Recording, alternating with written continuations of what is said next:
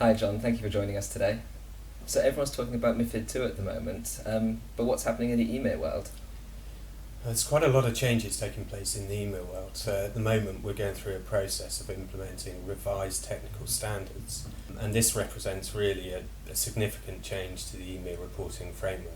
We see an increase in the number of fields that have to be reported, so from 85 fields to 129 fields.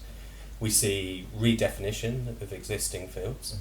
And on top of that as well, we see clarification on protocol as to how to report certain common data elements.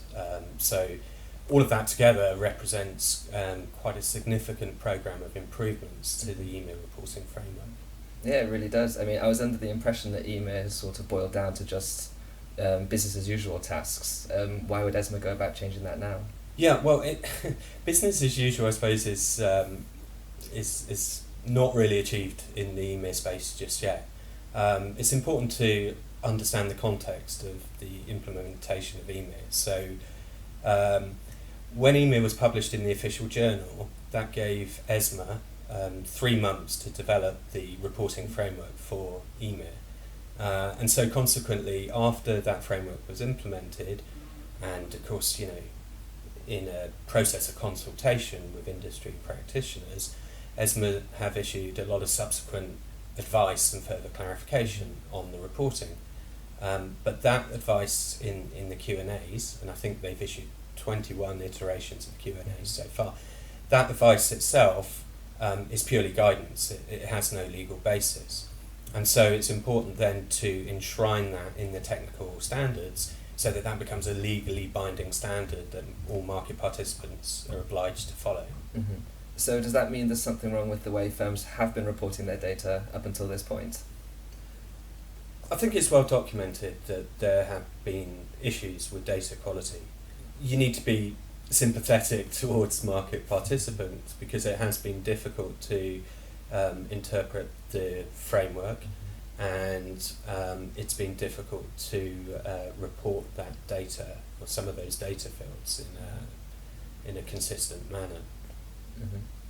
So do we need new legislation to make this easier for firms? Well, the RTS is essentially that. So it takes that guidance and it enshrines it in the regulatory framework. So it should provide further clarification.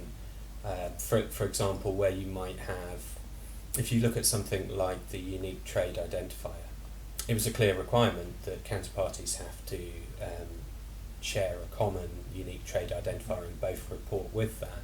But there have been instances, for example, where both counterparties have a procedure where they generate and all of their counterparties consume that. So of course you can have a situation where you might have a kind of deadlock between the two. And what we see in the RTS with regards to that is a detailed protocol that says you can still bilaterally agree that, but in the case that for whatever reason you're unable to bilaterally agree that, then there's a kind of cascading hierarchy that dictates who has to do what. So it's much clearer in a circumstance like that. So this is bringing some quite significant changes then to EMIR. Is this going to help regulators in the long run? Yeah, I think it will for certain.